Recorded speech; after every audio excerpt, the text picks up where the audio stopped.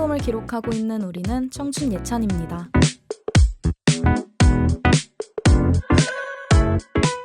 아침마다 타는 버스나 지하철, 이제는 너무 익숙해서 특별할 게 없죠.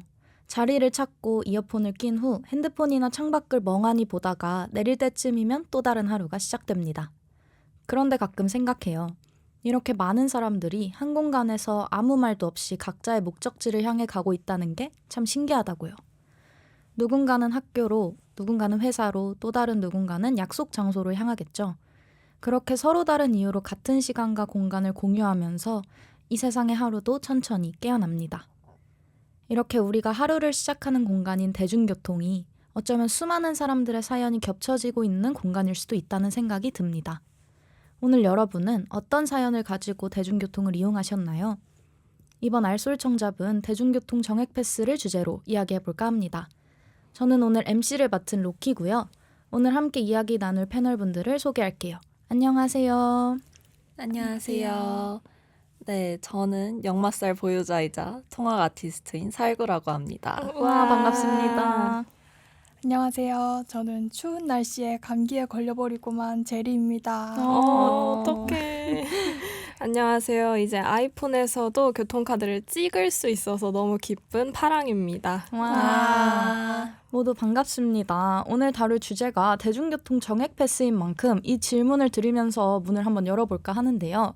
여러분들은 평소에 대중교통을 얼마나 자주 이용하시나요? 먼저 파랑님부터 답변해 주시겠어요? 저는 사실 기숙사생이어가지고 막 그렇게 매일매일 사용하진 않는 것 같은데 저는 무조건 이제 나갈 일이 있으면 요즘 제가 발에 족저근막염이 와가지고 걸어 다니는 게 너무 힘들기 때문에 무조건 대중교통을 사용하는 것 같습니다. 네, 다른 분들은요? 저는 통학로여서 일주일에 최소 한 4번 이상은 버스, 지하철 다 이용하는 것 같습니다. 네, 저도 아까 자기소개에서 말씀드렸다시피 네. 저는 완전 통학 아티스트라 가지고 너무 여기저기를 슬퍼. 이제 환승 열심히 하면서 버스도 타고 지하철을 타고 되게 대중교통에 있는 시간이 많은 것 같아요. 그렇죠. 저만 해도 오늘 버스 한 5번 타고 지하철도 엄청 많이 타고 제가 학교 갔다가 집에 갔다가 지금 다시 여기 와가지고 이 정도면 본인이 그냥 대중교통 아니에요? 제가 대중교통이에요. 그렇게 대중교통은 생각했던 것 이상으로 우리 일상에 맞닿아 있는 것 같은데요. 네. 이렇게 매일 이용하다 보면 교통비 역시 만만치 않게 나오잖아요. 이를 해결하기 위해서 정부에선 대중교통 정액 패스를 도입하겠다고 하던데 살구님, 대중교통 정액 패스가 뭔지 알려주실 수 있나요? 네, 당연하죠. 대중교통 정액 패스란 정부가 2026년 도입을 목표로 하고 있는 제도로 월 5만 원에서 6만 원 수준으로 지하철이나 버스를 최대 20만 원어치까지 이용할 수 있는 제도입니다. 청년, 어르신, 다자녀, 저소득층은 5만 5천 원, 일반인은 6만 2천 원으로 이용할 수 있고 광역버스와 수도권, 광역, 급행철도를 포함할 경우 각각 9만 원, 10만 원으로 상향된다고 합니다. 기존 환급형 K패스와 달리 매달 환급 절차를 밟을 필요가 없고 기존 기후동행 카드와 달리 전국에서 더 다양한 교통수단을 이용할 수 있다는 것이 하나의 차별점으로 꼽힌다고 하고 있어요. 그렇다면 현재 시행되고 있는 정액권 제도에 대해서도 이야기해 주시겠어요? 네, 기존의 대중교통 정기권으로 기후동행 카드가 있는데요. 기후동행 카드는 충전 한 번으로 선택한 사용기간 동안 서울 내 대중교통과 따릉이를 30일간 무제한 이용할 수 있는 대중교통 통합 정기권입니다. 2024년 1월 모바일 및 실물 카드가 출시되고 청년 할인과 문화시설 할인 확대 등을 담은 본 사업이 2024년 7월부터 개시되었다고 합니다. 기후동행 카드는 대중교통과 서울 자전거 따릉이를 이용해 자가용에서 배출되는 배기가스 발생량을 줄여 대기환경 개선과 교통혼잡, 불법 주정차, 교통사고 등을 줄이기 위한 취지로 만들어졌다고 하네요. 네, 그리고 기후동행 카드의 요금은 이용 범위에 따라 다르며 또 서울 전 구간 이용권의 경우에는 약 6만 5천 원 안팎으로 책정되어 있다고 합니다. 또한 기후동행 카드는 환급형이 아닌 선불형 정액권으로 사용기간 내에 얼마를 타든 추가 요금이 부과되지 않는 것이 특징이라고 하네요. 다만 이용기간이 끝나면 자동 연장은 되지 않으며 새로 결제해야 한다고 해요. 현재 모바일 앱 또는 실물 교통카드를 통해 결제가 가능하며 티머니, 캐시비 등과 연동도 가능하다고 합니다. 네, 그런 기후동행 카드와 함께 시행되고 있는 또 다른 제도인 K패스는 국민들의 대중교통비 절감 및 대중교통 이용 활성화를 위해서 대중교통 이용 요금의 일정 비율을 환급해주는 사업입니다. 2024년 5월부터 시행이 시작되었고 정식 명칭은 대중교통비 환급 지원 사업입니다. 대중교통 요금 상승, 통근, 출퇴근 등 일상적인 이용 부담의 증가, 지속 가능한 교통체계 조성 요구 등의 맥락에서 정부는 국민의 교통비 부담을 덜고 대중교통 활용을 유도할 필요가 있었고 그 대안으로 K패스를 도입했다고 합니다. 지불 후 되돌려주는 환급형이라서 그게 K패스의 특징인데요. 이러한 특징이 앞서 언급했던 선불형 방식의 기후동행 카드와는 가장 큰 차이라고 합니다. K패스의 이용 대상은 K패스 사업 참여 지자체에 주민등록이 된 만 19세 이상입니다. 일반 K패스 이용자는 이용요금의 20%를 환급받을 수 있고 만 19에서 34세인 청년층은 30%, 저소득층은 최대 53%의 환급 혜택이 제공된다고 합니다. 다자녀 가정도 별도 혜택이 있으며 자녀가 2명인 경우 30%를, 3명 이상인 경우에는 50%를 환급해주는 등 다자녀 수에 따라서 환급률이 다르게 적용된다고 합니다. 이러한 K패스 혜택이 적용되는 교통수단은 시내버스, 광역버스, 도시철도, 광역철도, 공항철도, GTX 등 광역교통망까지 포함되어 있습니다. 단 별도의 요금을 발권하는 고속버스나 KTX, 공항버스 등은 제외되는 경우가 있다고 해요. 월 최소 15회 이상 이용해야 환급이 가능하고 일 최대 2회까지 환급이 인정되며 월 최대 60회까지 환급이 가능합니다. 가입 첫 달은 15회 미만 이용도 환급이 가능하지만 이후부터는 기준 미달 시 환급이 불가하고 월 이용 요금이 20만 원을 초과하게 되면 초과분은 50%만 인정하는 제한 규정도 존재한다고 합니다. 이렇게 현재 시행되고 있는 정액권 제도에 대해 한번 이야기를 나눠보았는데요. 혹시 여기서 기후동행 카드나 K패스를 이용하고 계신 분이 있을까요? 만약에 있으시다면 본인이 이용하는 카드의 장단점은 무엇이라고 생각하시나요? 파랑님부터요. 저는 지금 K패스를 이용 중인데 네. 이게 아까 설명해 주셨듯이 환급액이 진짜 크다는 게 가장 큰 장점이 아닐까 싶어요. 그렇죠. 이게 생각지도 못할 때 항상 계좌에 딱 들어오잖아요. 맞아요. 그러면 되게 선물 받은 것 같은 느낌이 들면서 너무 기분이 좋더라고요.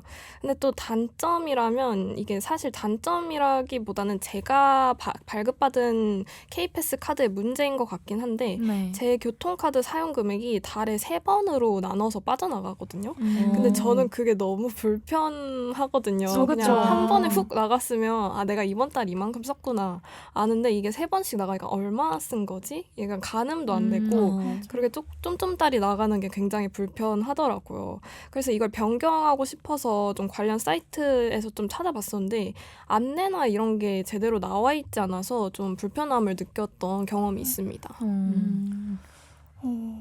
저도 완전 공감해요. 왜냐면 저도 파랑님하고 비슷하게 네. 이 K패스 중에서 경기패스를 이용하고 있는데요.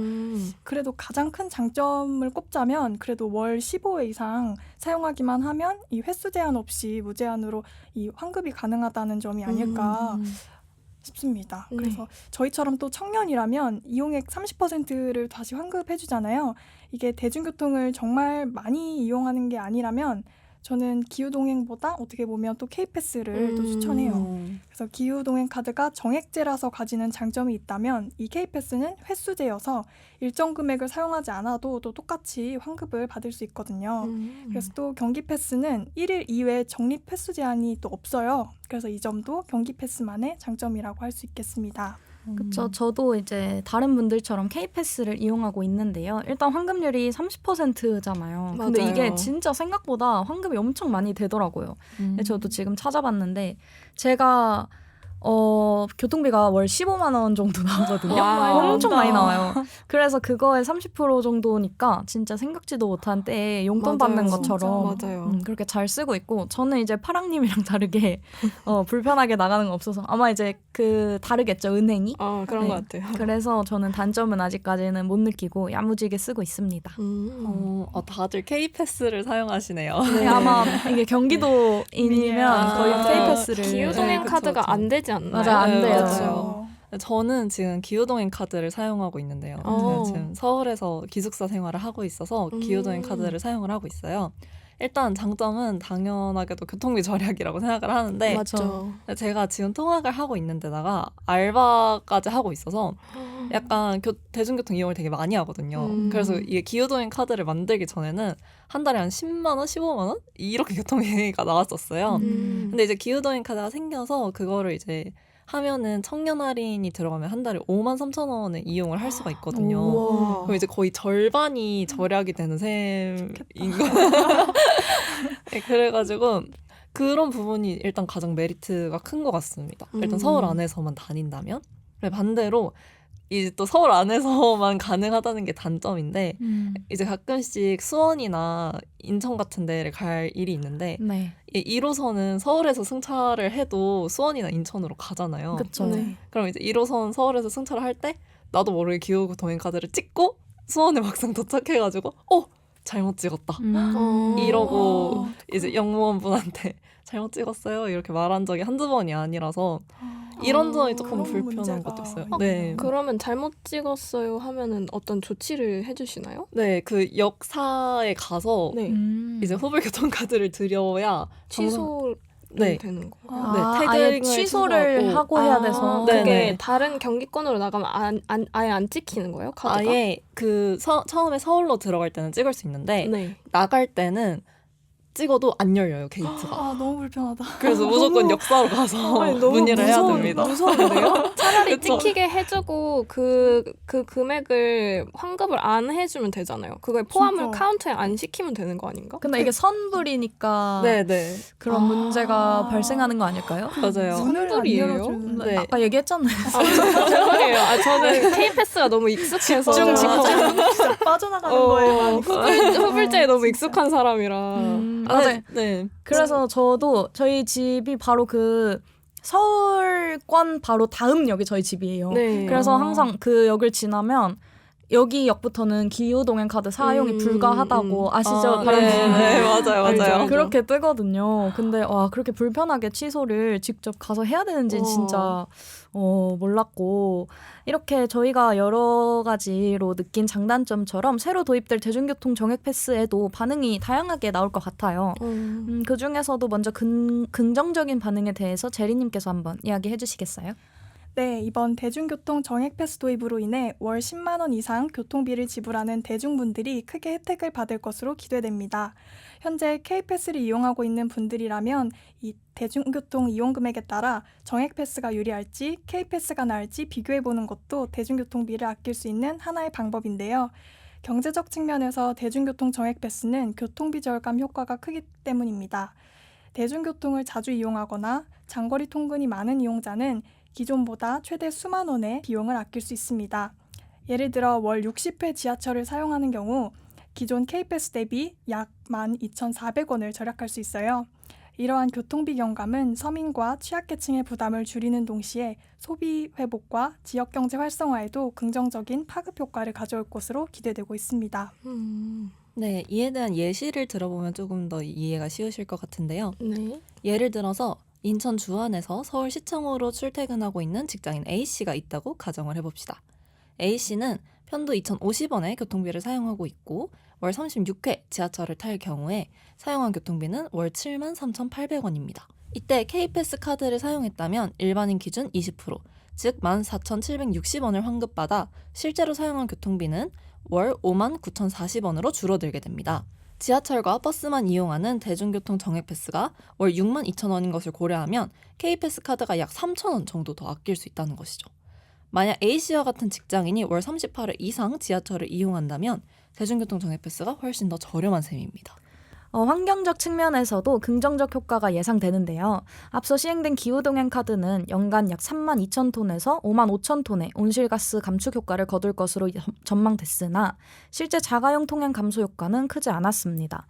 그러나 새 정액패스 제도는 고이용자 중심의 한계를 보완하고 정액제 전환과 적용지역 확대를 통해 대중교통 이용을 촉진함으로써 교통수단 전환 효과와 탄소 배출 감축 효과를 한층 강화할 것으로 기대됩니다. 그렇지만 부정적인 반응 역시 존재하는데요. 파랑님께서 설명해 주시겠어요? 네, 시민사회단체 공공교통 네트워크는 해당 정책이 사실상 서울시의 기후동행 카드를 그대로 벤치마킹한 것에 불과하다고 지적했다고 하네요. 특히 62,000원이라는 정액 기준이 대중교통 이용도가 높은 수도권 중심으로 설계됐기 때문에 비수도권 지역에는 실효성이 낮다는 비판이 제기된다고 해요. 실제로 통계청 가계소비 동향조사에 따르면 비수도권의 평균 교통비는 6만 원 수준으로 대부분의 시민이 정액 패스의 가격 혜택을 체감하기 어렵다는 분석도 있다고 합니다. 또한 실제로는 수도권 중심의 구조가 강화돼 교통비가 월 12만 원 이상이던 시민의 수가 2만 명에서 4만 명으로 증가한 것으로 나타났습니다. 네, 이에 대해서 정책의 본래 목적이었던 교통수단 전환 효과는 크지 않고 결과적으로는 고이용자에 대한 보조금 성격으로 변질됐다라는 분석도 나옵니다. 정책 설계 과정의 투명성 부족도 도마에 올랐는데요. 공공교통 네트워크는 정액 기준은 어떤 근거로 산출됐는가, 이용자 목소리는 어느 수준에서 반영됐는가, 정부가 이 제도를 통해 달성하고자 하는 정책 목표는 무엇인가 라는 질문에 대해서 정부가 명확하게 답해야 된다고 주장하였습니다. 또한 교통 인프라가 부족한 지역에서는 해당 제도를 이용하고 싶어도 버스나 지하철이 없어서 실질적인 접근 자체가 어렵다라며 정부가 정액제를 도입하려면 수도권, 비수도권 간 격차를 감안한 별도의 인프라 전략이 병행되어야 한다라고 덧붙였다고 합니다. 네, 그리고 또 한편 이번 예산안에서 제시한 대중교통 정액 패스는 정책적 복원이라는 평가도 있지만 무리한 전국 확대 시도로 교통 불평등 해소라는 근본적 취지를 벗어날 수도 있다는 지적도 이어지고 있는데요. 기후동행 카드의 확장판인 정액 패스까지 도입되면 이용자는 더 늘고 요금 수입은 줄어드는 구조가 반복돼 재정 부담이 한층 커질 수 있기 때문입니다. 공사 관계자는 기후동행 카드와 정액 패스 모두 시민들의 교통비 절감 효과는 분명하지만 정부 지원이 동반되지 않으면 제도 자체의 지속 가능성이 떨어지는 상황이라고 지적했다고 하네요. 네, 이렇듯이 하나의 제도를 두고 다양한 주장들이 나타나고 있는데요. 이야기를 들어본 여러분들은 새로 도입되는 대중교통 정액 패스를 이용할 의향이 있으신가요? 일단 저는 이용할 것 같아요. 저 같은 경우에는 이 한 달에 평균 교통비가 10만 원이 훌쩍 넘어요. 그래서 청년 기준 5만 5천 원의 정액 패스랑 이 기존에 사용하고 있는 K패스의 혜택을 좀 비교해 봤을 때 생각보다 차이가 되게 크기 때문에 그렇죠. 네. 그리고 기후동행 카드는 서울에 한정되어 있고 이 경기 지역도 일부만 되거든요.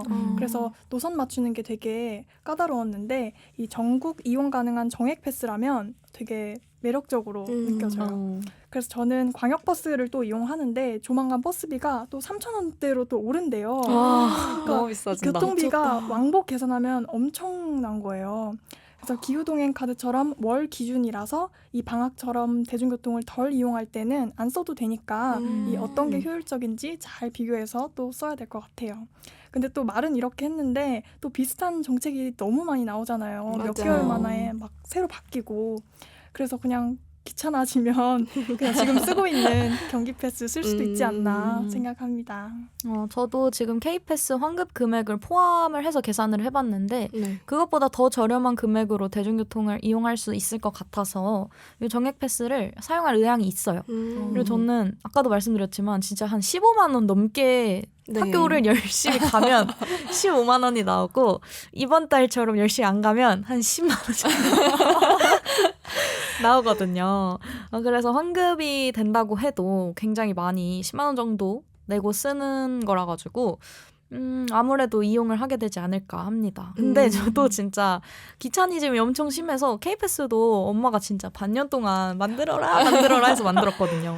그래서 남들 다 쓰고 나면은 그제서야 뒤늦게 바꾸지 않을까 하긴 합니다. 이 귀차니즘을 이기는 게 진짜 쉽지 않아요. 저도 K패스 만들어야지 하다가 친구가 만들어줬나 그랬거든요. 하도 안 만들어가지고.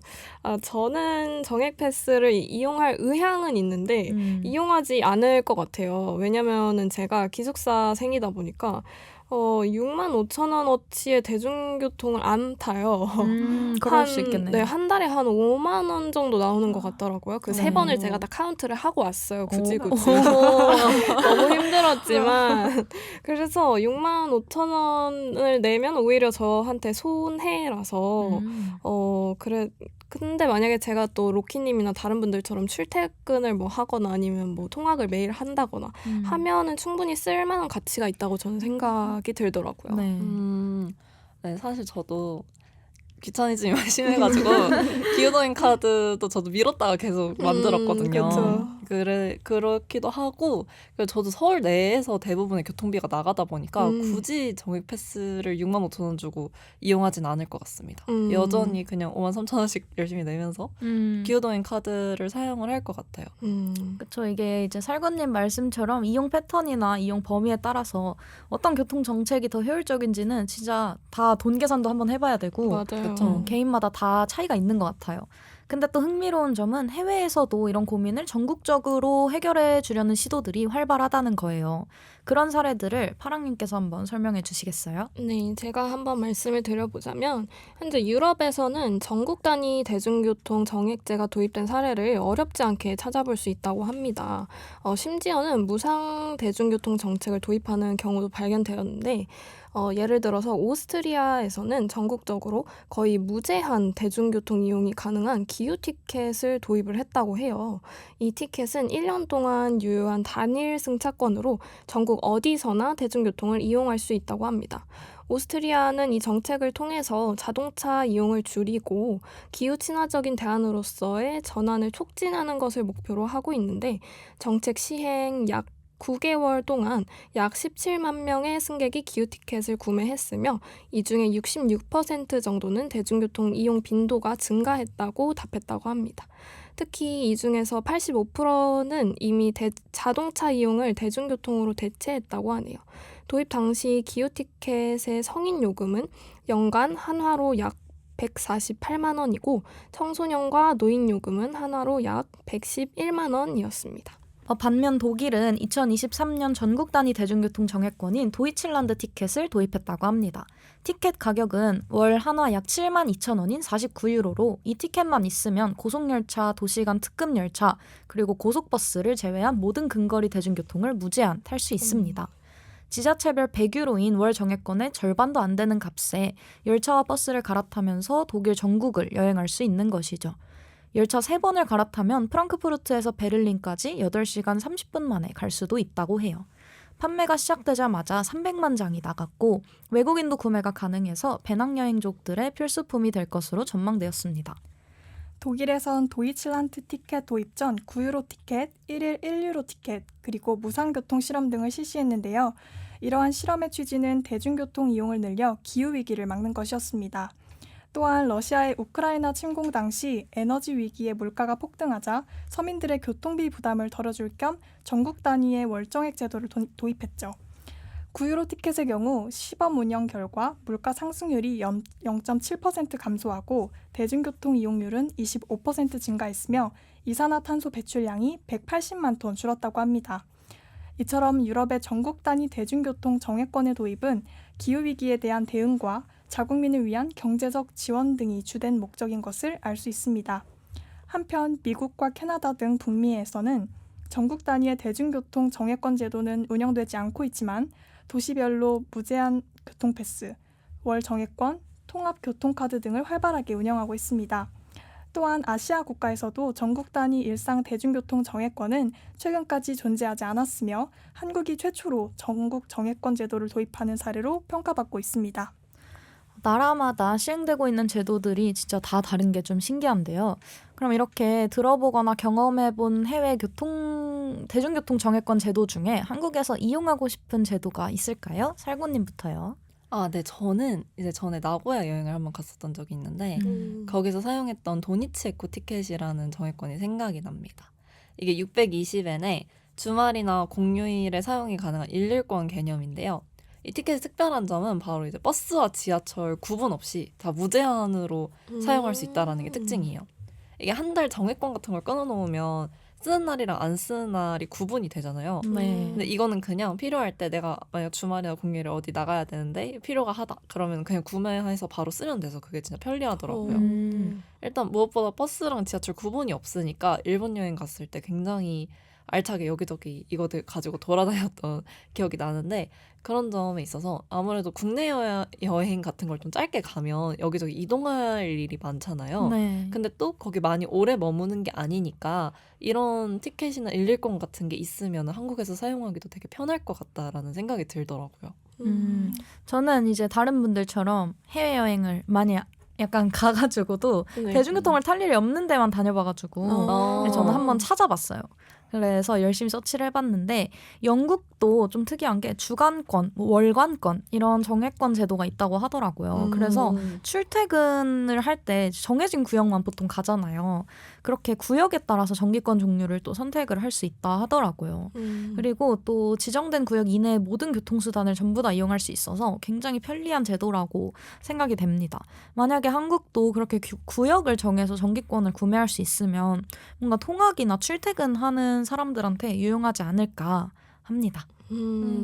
저도 서치를 한번 해봤는데 네. 저도 막 여행을 가서 대중교통을 이용하긴 하는데 정액권을 끊어본 적은 없었어서 그래서 저는 챗 GPT라는 친구한테 물어봤거든요. 그래서 몇 가지를 추천을 해주더라고요. 네. 그 중에서도 제가 마음에 들었던 건 바로 일본의 테이키켄이라는 정액권입니다. 이 테이키켄은 집에서 학교 이렇게 특정 지정 구간을 무제한으로 이용할 수 있는 정액권인데요. 거리가 멀수록 값은 더 싸진다고 하고 또 정해진 구간을 넘어서 사용하면 자동으로 요금이 추가된다고 합니다. 1개월권을 기준으로 10km는 7,000엔, 30km는 12,000엔이라고 하는데 일본은 우리나라보다 원래도 대중교통 요금이 훨씬 비싸잖아요. 그렇죠. 그렇다 보니까 저는 이 가격이면 되게 합리적이고 매력적으로 느껴지더라고요. 그래서 아까 로키님이 말씀하신 것처럼 우리나라에도 이렇게 비슷한 제도가 도입이 된다면 아주 유용하게 쓰이지 않을까 하는 생각이 들었습니다. 진짜 이렇게 원하는 구간으로 할 수 네. 있는 게 진짜 생겼으면 맞아요. 맞아요. 네.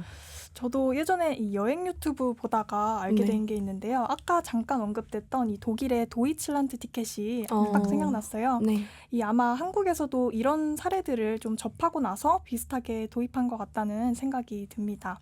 이 현재 우리나라에서 시행되는 제도들이 이 수도권에만 치중된다는 비판도 되게 나오고 있잖아요.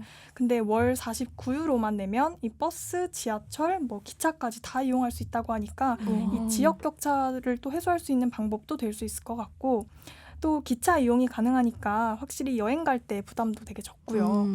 근데 역시 너무 혜택이 좋아서 그런지 이 최근에는 적자가 또 어마무시하다고 하더라고요. 지금도 이용료가 이 49유로에서 63유로로 많이 올랐고 이 부채 부담도 커지는 만큼 이렇게 교통복지도 좋지만 여러 요소들도 함께 긴밀히 따져봐야 되지 않나 하는 생각이 듭니다. 맞아요. 이게 K패스도 너무 그 마이너스가 커가지고 뭐 어떻게 조정해야 한다는 식의 얘기를 제가 본 적이 있었거든요. 이게 복지만을 생각한다면 그 제도를 유지하기가 사실상 쉽지 않은 것 같습니다. 맞아요. 그쵸. 그런 의미로 이번 교통카드 정액권 제도의 전망에 대해서 한번 이야기해볼까 하는데요. 하나의 정책을 만드는 것도 중요하지만 그 제도가 얼마나 지속될 수 있느냐도 중요한 문제니까요. 제리님께서 설명해 주시겠어요? 네, 국내 교통카드 정액권 제도의 전망은 재정 안정성과 지역 형평성 그리고 교통 인프라의 격차 해소에 달려 있습니다. 단기적으로는 이용자 편익과 교통비 절감 효과가 분명하나 중장기적으로 제도의 유지, 확대가 가능한 재원 구조를 설계하지 못한다면 지속 가능성을 장담하기란 어렵습니다. 따라서 중앙정부는 지자체와 협력하여 지역별 인프라 수준에 맞는 차등형 정액제 설계와 재정 지원 기준을 마련해야 할 필요성이 있어요. 서울 시민의 경우 이미 시행 중인 기후동행 카드와 함께 선택의 폭도 넓어질 전망입니다. 각 지자체가 지역별 특성에 맞는 할인 혜택을 추가하거나 특정 노선을 포함시키는 등 지역 차원의 시너지를 낼 가능성도 있다고 하네요. 네, 다만 정부 보조금이 포함된 정책형 상품인 만큼 재정의 지속 가능성과 이용자 형평성은 주요 쟁점으로 또 지적이 되는데요. 교통 인프라가 부족한 지역에서는 정액권을 구매해도 이용할 수 있는 버스나 노선 자체가 부족한 실정이기도 합니다. 공공교통 네트워크 측은 정액권 제도는 지역 교통 인프라의 현실을 그대로 드러내는 지표라며 버스조차 자주 다니지 않는 지역에서는 제도의 실효성이 떨어질 수 있다고 지적했어요.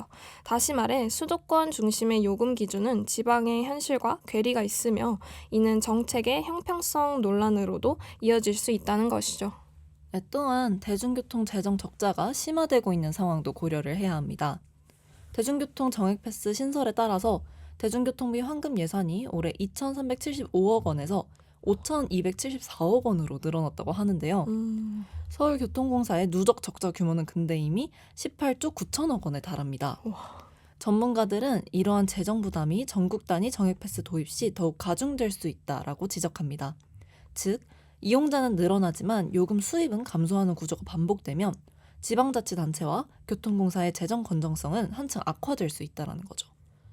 단순히 정액권을 전국적으로 확대하는 것만으로는 지속 가능성을 담보하기 어려우며 지속 가능한 재원 확보 방안이 반드시 병행되어야 할 필요가 있습니다. 그럼에도 불구하고 정액 패스 도입의 방향성 자체는 긍정적으로 평가가 되고 있는데요.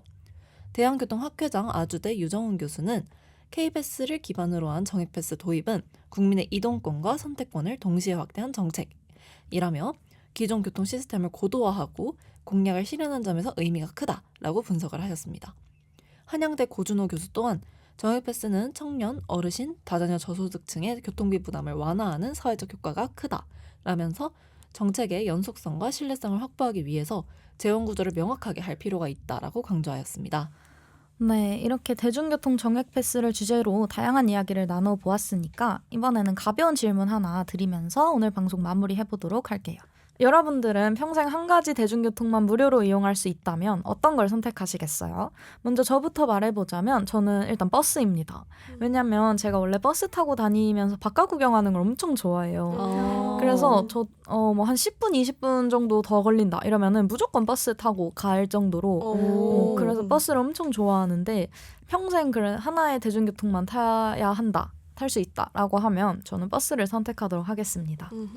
네, 저도 로켓님처럼 버스를 선택을 했는데요. 선택하는 게 너무 어려웠는데 이게 생각을 해보면 지하철은 이제 없는 지역도 있잖아요. 맞아요. 근데 버스는 어느 지역이든 다 있으니까 그걸 장기적으로 봤을 때 무제한으로 이용할 수 있는 버스가 더 이득 아닐까? 라는 맞아요. 생각이 들어서 맞아요. 네, 그리고 광역버스도 포함이 된다라고 치면 그것도 되면 어느 정도 상충이 되니까 지하철이 그래서 저는 버스를 선택했습니다. 맞아요.